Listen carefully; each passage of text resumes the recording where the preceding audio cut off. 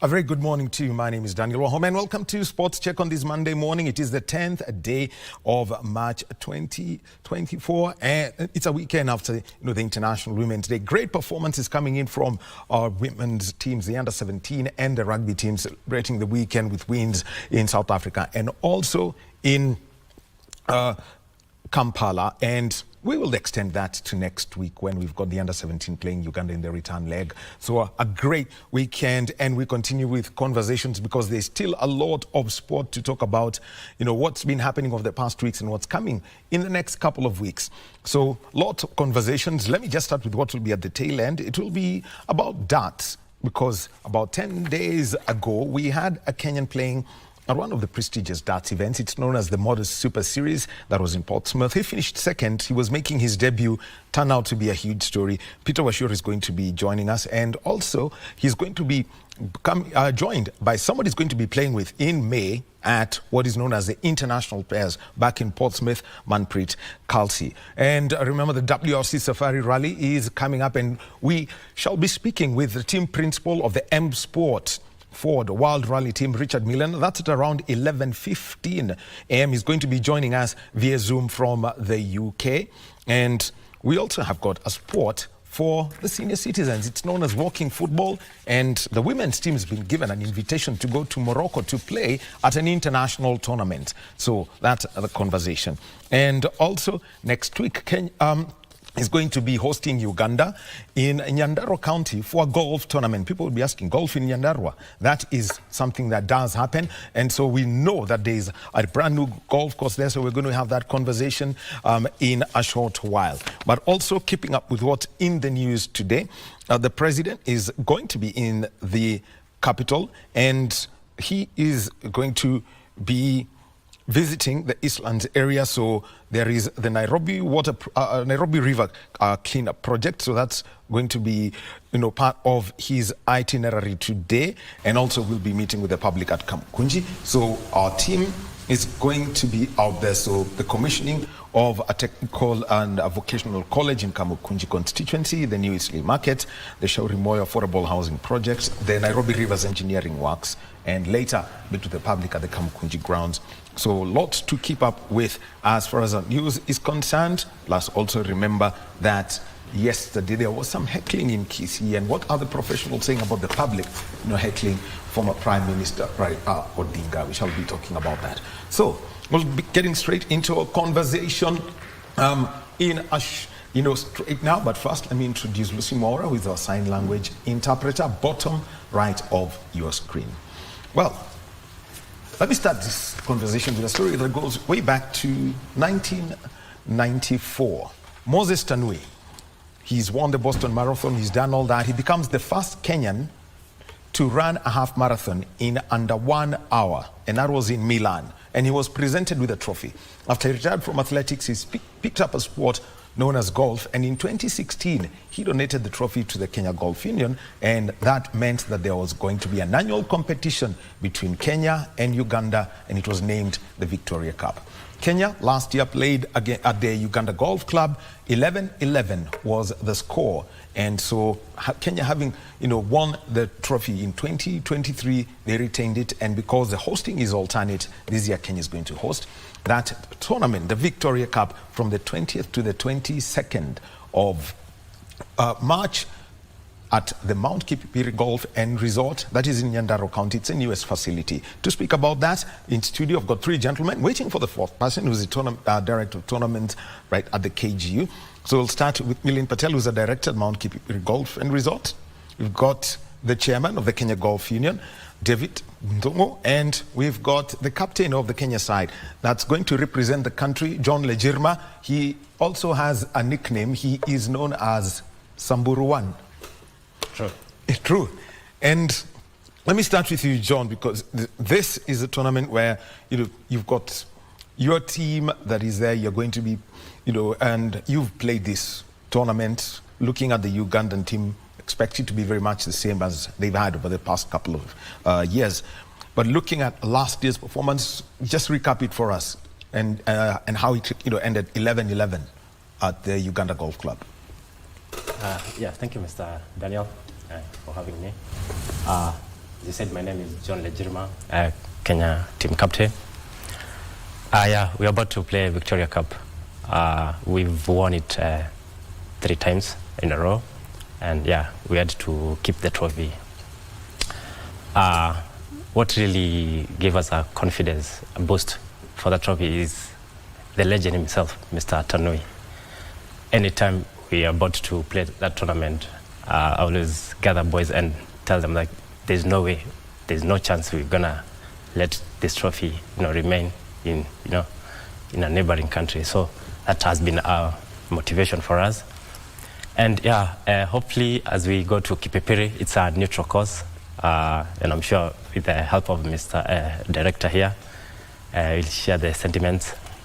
All right, David, just give us, because you've been serving in the union as an executive member until you got to the chairmanship.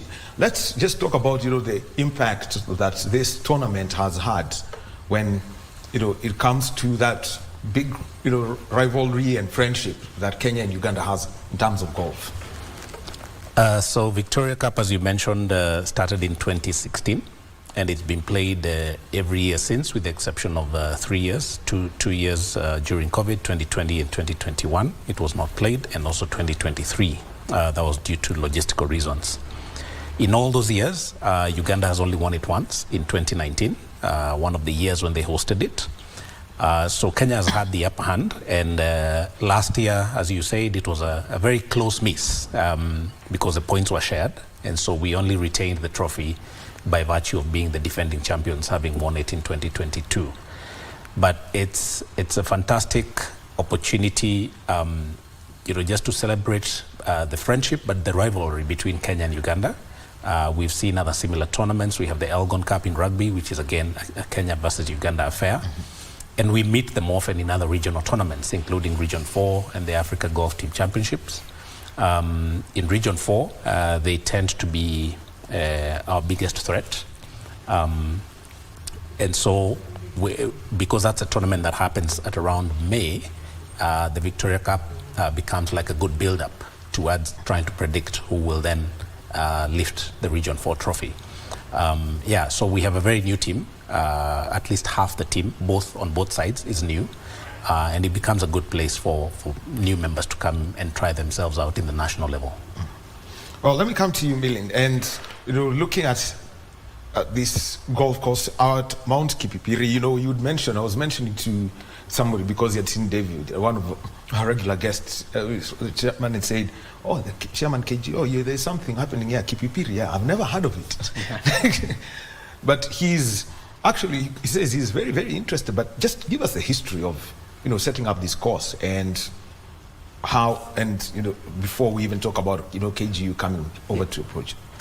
The course, it's been under construction for the last 8 years. So when we first got the land, we saw the scenes, the views, the mountains, and we knew it was a perfect spot to have a golf course. We've put up a state-of-the-art clubhouse as well. And we're excited to host the Victoria Cup there. Just give us, a general description of the course so that, somebody would know. Because number one, it's at altitude. Yeah. Talk about almost, 2,400? 2,400. It's one of the highest courses in Kenya now. I'll bet in Africa. Yeah. It's par 72.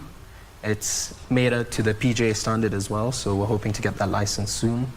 And yeah, it's a perfect spot to host tournaments. The Kenya Golf Union, definitely, when you approached them and you invited them there, what was your reaction when they just, from them, when they saw that course? So when they first came to rate the course, straight away, David had mentioned to us that we're going to host this tournament here. It's the perfect spot, picturesque. So from then on, we've pushed to have the course ready for this competition. Yeah. Well, let me come to you, David, because about rating this course and, and evaluating it, what are the things that you are looking for to ensure that it could be a good, a course that could hold a tournament as big as the Victoria Cup? So rating a course is the first step so that a golf course can be able to host even a local tournament, even a club event that goes towards proper scoring and proper handicapping. So for any golf course to be affiliated to the Kenya Golf Union, it needs to be rated, and that's the first thing that we do. So we did that towards the end of last year. But when we looked at that golf course, after they invited us to rate it, it was very impressive, the work that had gone in. They had allowed it to mature, so they were not in a rush to open it up. It presents a very good challenge. Yes, it's a high altitude course, but it presents a very good challenge. Has very interesting features, quite a good number of well-placed water features, very undulating, and also just long enough, but also in very good and pristine condition that I'm sure the players that will be contesting for that trophy next week will enjoy. And I'm sure you have dew every day, so the course will always be green. Yeah, it will be green. Ledge, let me come to you, because one of the things that, for example, even for the golfers who've come in here to play for the Kenya Open, knowing Europe is a lot of lowlands, but they come and realize the altitude and the air is thinner. What are some of the things you're mentally preparing yourself for, to play at altitude? Personally, I didn't have that idea of the altitude or something. So I could hear from these guys, from them being interviewed, how is the condition playing in Kenya Open or in Kenya, and they were like, they were getting like 10% of the distance. So for me, that was a new thing. And you could see these guys hitting their drivers. Yeah, it was really long. But yeah, those are the few things like I've really learned. Playing Kenya Open, it's always a privilege for me personally and to represent my country. I didn't make the cut, but those are I took it as a fuel going forward, and I learned a lot from it. Mm-hmm. But also, by the way, this year you've had quite some, a number of events. 2 international events you played. One is the Africa Amateur Championship. That was in South Africa, organized by RNA. And then there was also the Rwanda Open. Just give us your experiences from those 2 tournaments and playing, with top amateur golfers. Yeah, playing South Africa, the Leopard Creek golf course. It's such a tremendous experience for me. Get to play with the top amateurs in the world. I'll say that playing that tournament itself was an eye-opener for me in playing Kenya Open. Like I said, getting those chances to play international, like it's just a brainstorming for most of us. So yeah. Kigali, they say, is a land of 1,000 hills. So about playing somewhere in very interesting courses, just Kigali, and that's where you would have played against on the amateur side of the competition is where you'd have met those who are in team. The Ugandan team. Yeah. After playing South Africa, we got a 2-day rest, and then we were heading to Rwanda to play Rwanda Open. It's not a course that I've played. It is a course that I've played twice now. Mm-hmm. I think out of fatigue and all that, I didn't give it my best. But yeah, we met the rivalry team, the Ugandans.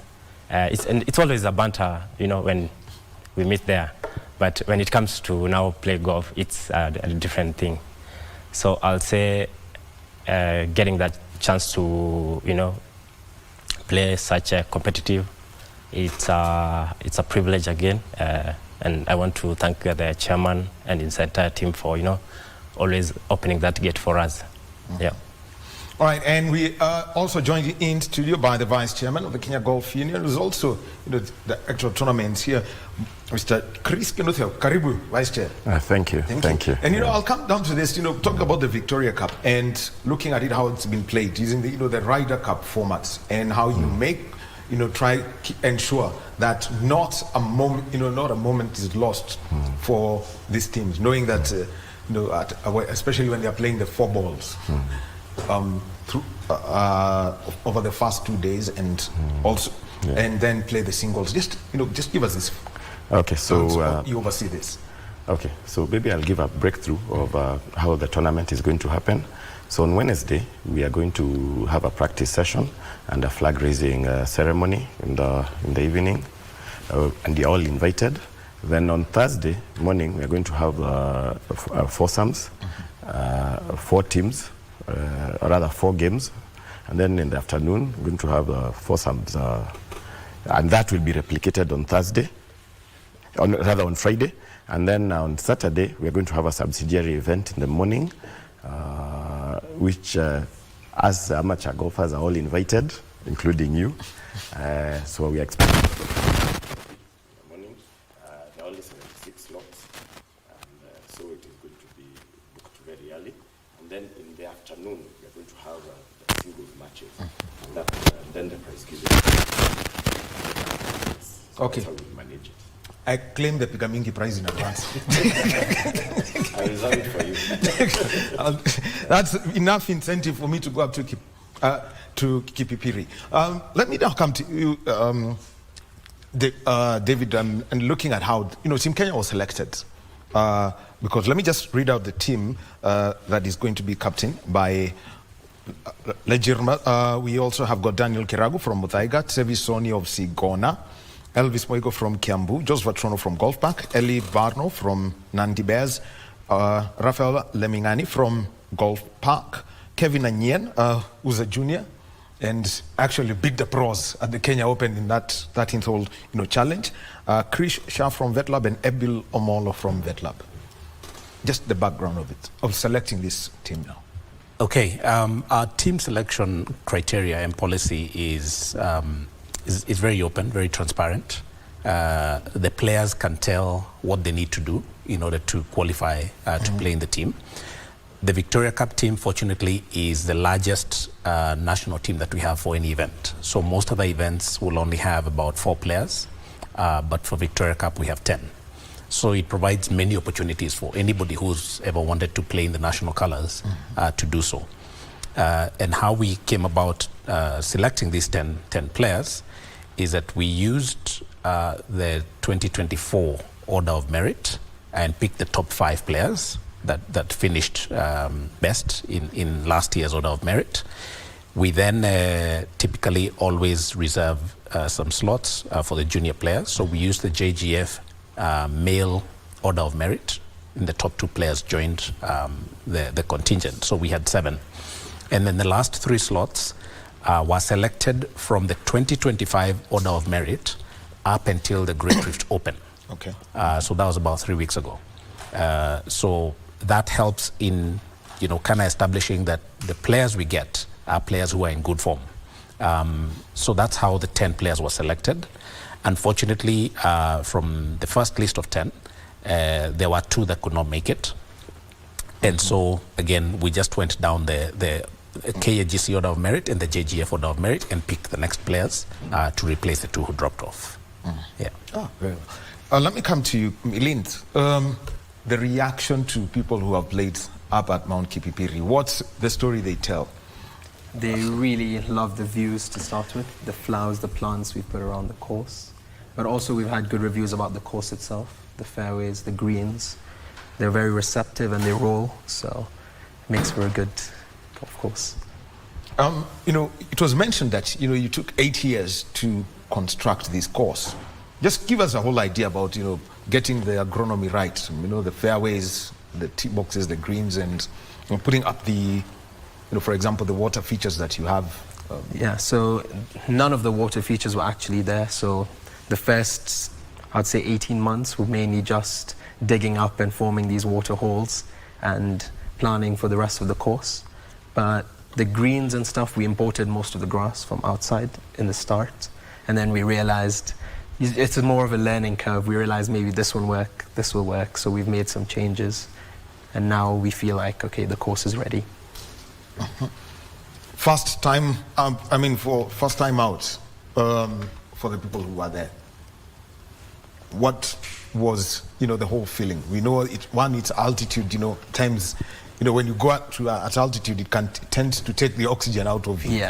Yeah, a lot of people do get tired after 9 holes and they question it because of the altitude. But then after they go into the clubhouse, that's another place where it's done very nicely. It's a state-of-the-art clubhouse, so also when they're at the clubhouse, there's still more views of the whole course, so people are always viewing the course, and it makes for a good time. Visibility, just give us a whole description of it, because at times, depending on the time of the year, and you can see it, the rainy season is coming, just about the visibility around that place. Visibility is actually not too bad, but if you're playing before 7 a.m., if you're teeing off, then it's quite foggy. You will struggle to see your ball, but other than that, the fog clears quite quickly, usually.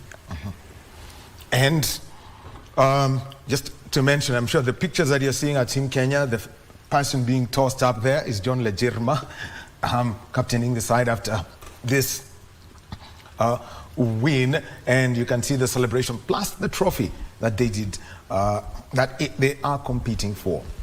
And Lejerma, just tell me how you were getting ready, especially because you've got to play in pairs for the first 2 days. How do you work around this, working also together with the coach to ensure that you pick the best, pairing of 2, first for the foursomes and for the 4-ball, better ball? When it comes to, pairings, for me, it's an easier task, because everyone knows each other, like literally, I know my players' game, I know their game, their ability, and, the banter when it comes to, team chemistry. So when we always go there, we have a small meeting as a team, and then now it's always an open conversation.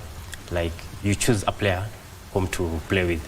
So it's always about being confident to who you're going to play with. So yeah, and in terms of preparation, we've gone rigorous training under John Livland, and I'll say I have a solid team ahead of Victoria Cup.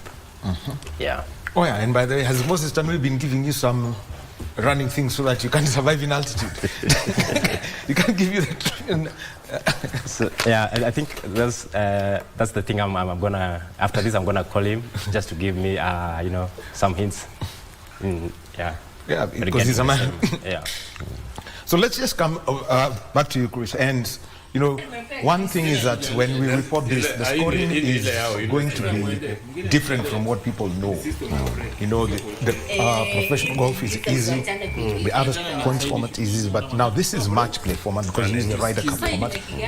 Just play to us the scoring so that when people hear 1 up, half, or something, they know how that comes up. Okay. Thank you. So first, there's going to be live scoring. We're going to use the same platform we normally use. It has the capacity to take this kind of scoring. So each of the matches is going to be a point. When you square the match, that's going to be half a point. So so the winner is going to be determined by those number of points over the period of the tournament. Yeah. You use the Ryder Cup format. In the Ryder Cup, they know that when you get to a certain number of points, that's it. You've won. Yeah. What's the 14 points? 14 points is the winning number. It's the winning number. Oh. Yeah. And also ensuring that the players stick to regulations. It's a new course, so there is for the referees, it's going to be an all new one. How? So we have 2 very experienced referees who are going to be there at the tournament, and we will be there. There's going to be a competition committee that is going to be comprised of myself, someone from Kipipiri, and also from our opponents who are Uganda. Yeah, so it's good. It's going to be done at international standards. Yeah. By the way, something I haven't mentioned, you haven't told us, Blind. How long is this course? Total distance? I'm actually not too sure. but from the it's an 18-hole pass. It's Wow. He's surprised. David, just looking at, you did the rating and you've seen it for, I think, a course that long. I mean, what's the one thing that, you would say, because he's spoken about the championship tees? Yes, so that's from the back tees, typically what will be used by the professionals. So it's an average length golf course. It's not, I wouldn't say it's any longer than what the players are normally used to. We still have a number of longer courses than that. And as you mentioned earlier, that length may actually be mitigated by the altitude, because the players will get a few extra feet in terms of ball flight. And as I mentioned earlier, there's also a lot of undulation. So on many of the holes, you're either playing downhill, some of them you're playing uphill. So if they take advantage of the downhill holes, then they can actually score pretty well. But for me, more significantly, number one is that in terms of just spreading the game, this is the fourth event that we are hosting in Kenya. The first two events were hosted in Nairobi County. The third one was hosted in Kiambu County. This one we are hosting in Nyandarua County. And it's also significant because this is the first golf course in Nyandarua County. And thanks to Milind and the team that for the stellar job they've done in developing it. Then for the very first golf course that the county gets, they get to host a regional event. Yeah. And by the way, the reaction of the locals, because that's the one thing that everyone would say, the opportunities that come in for the people who do the green keeping. I mean, the people who work on the ground, making sure the fairways are good. There are those people who now know there is that and they want to move away from Nairobi and they've been caddies or, you know, golf administrators there. What's the opportunities and the reaction? We've actually, for terms of caddies and golf maintenance, we've targeted to hire the locals in that area. Gives them an opportunity to find some better jobs and stuff. But in terms of golf admin and stuff, we've managed to get a few from Nairobi who are more than willing to join us, which has really helped pick up the course because they're more experienced than we are in terms of running a golf course. So that has helped. Good. And it's great. The subsidiary tournament, where I've already claimed one prize, you can feel that. I've noted that. Just give us an idea about the format of the subsidiary tournament, because I know most of the amateur golfers who are going to be there are the ones who will now walk around during the singles with the team. Yes, so the format is going to be Stableford format, and that is going to enable quick play because we do not want to delay the singles matches that are going to be there in the afternoon. So it's most golfers are conversant with Stableford. It quickens the pace of play, and yes, and they'll be part of the prize giving in the evening. Yes. And that is it. And just give us about the singles, because when you talk about the Thursday, Friday, the foursomes and that, you'll be 4 teams each. That's about 8 golfers a team. How many will be playing on Saturday afternoon when it comes to the singles? 8 players. 8 players. Yes. So you've got 8 flights. 8 flights. 8 flights. Yeah. And just looking at it, because it's a 2-ball, what would be the tee of time so that those who would be interested? We are looking at maybe 12:30. 12:30 is when we'll have the first flight out. Yes. Yeah. Very well, lads.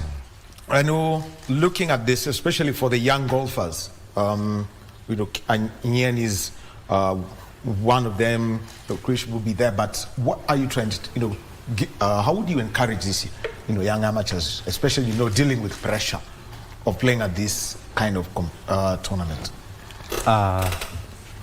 I'll say for a guy like Nyen, when you put Nyen in a competitive environment, for sure he doesn't have a pressure. So he's one of the players that have confidence that he will deliver. He hasn't been that, practicing more because of he has to balance between school and, playing. But the few days and weeks that he has been under John, I have seen his, I've seen his swing coming along, and yeah, I really believe in him and all the juniors. Like you mentioning, Krish is one of the experienced juniors. So yeah, I have confidence in them. And one of the things is how spread this team is. We've got players from Kiambu and also Nandi Bears, David. How Are you seeing the scene, especially from the KGC perspective?